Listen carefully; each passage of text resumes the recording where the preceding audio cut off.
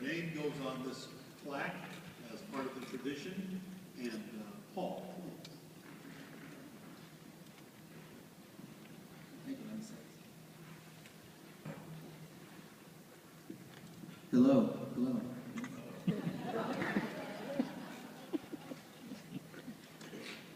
Dangerous to give a recording engineer a microphone.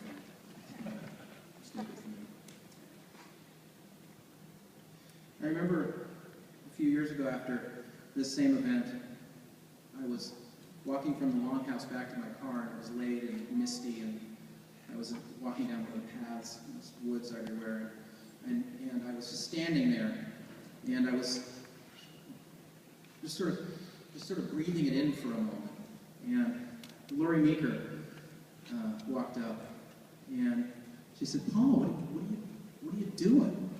You know, just sort of in a nice, friendly way. And I said, "You know, Lori, when I'm here, I feel like my feet extend all the way into the ground. You know, I feel like a tree rooted."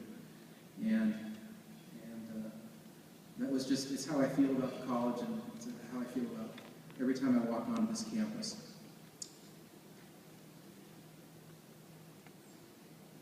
I'll try to keep this brief. I've written a few remarks just because my dad's not here. I'd like to be able to talk a little bit about he and my grandmother.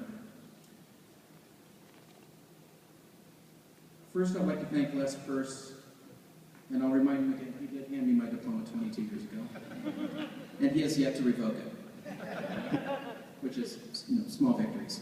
What you got. I'd also like to thank Lee Holman, oh, there you are over there, for her inspirational leadership at the foundation and moving the needle in a big way for the college and for our students who really need our support and funding. I'd also like to thank Amanda Walker for her incredible work in helping raise awareness of our fundraising efforts, especially around the Bill Gates Scholarship, and really helping create impact there with her entire staff. It's been a pleasure and a joy to work with every single person in the foundation. I also want to recognize my family and friends for making a long trip from Seattle, and in some cases, La Conner, which is, if you haven't made that trip now with the bridge gone, that's a commitment. And it's not one that goes unnoticed for sure. I'm sorry that Fred couldn't be here with me tonight. He is traveling with his wife Carolyn, who also happens to be a Greener graduate. In fact, there are at least 4 Greener grads in my family, myself included. And what I discovered today that I didn't know is that my sister also attended school here for a year. I didn't know that. But she did, and she shared a story with me about how it actually, although she didn't finish her degree here, it put her on a path to the work that she ended up doing that has so much meaning to her in her life. And I thought, that's a pretty amazing little story, just to be walking here tonight and here. The other person who went to school here as well was my grandmother, Eva. She took literature classes here in the evening, and particularly enjoyed the children's literature work that one of the professors here was doing, and really, really enjoyed her time. It meant a lot to her. Eva Goldberg was the definition of a grassroots organizer. To build support for various causes close to her heart, she held tea parties in her home, complete with homemade cookies and occasionally rum punch. She was one of the original supporters of Evergreen and helped form ECHO to build support for the college and Olympia community during its founding. A tea party may not sound very courageous, but something even greater was happening. Even her husband, Allie, publicly supported a cause that there was much public hand-wringing about. Olympia wasn't sure. She believed it would be important for Olympia and the surrounding communities to have access to a top-notch liberal arts education. It's this same spirit that grew in my father, Fred. Freddie, as he prefers to be called, has been very active with Evergreen from the beginning. He has served on the Board of Trustees and the Board of Governors, sometimes in numerous cases.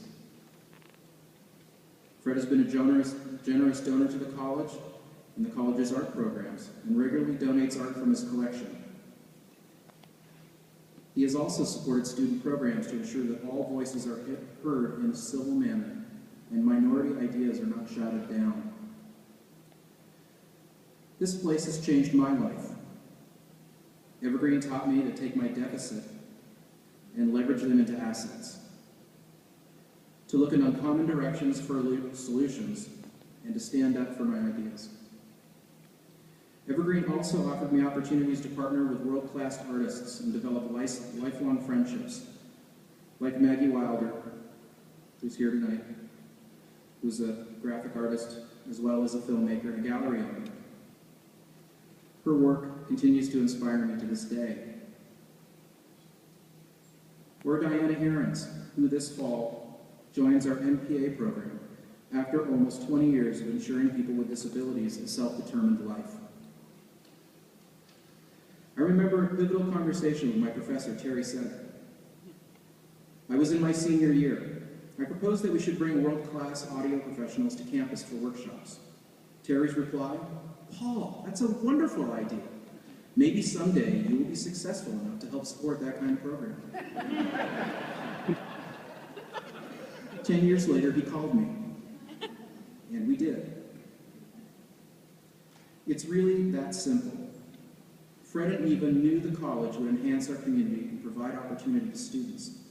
They never really planned that I would be that student. But isn't that how it works? I am one of so many people that have come through these doors, where to learn, teach, or serve, and have had their lives transformed. On behalf of my family, thank you so much for this recognition and honor. And I'm happy to accept this on behalf of my entire family who's here tonight, and also on my grandma's behalf, who recently passed this 2 weeks ago. We're very grateful that all of you are here, and thank you, and grateful for the college and its support of us.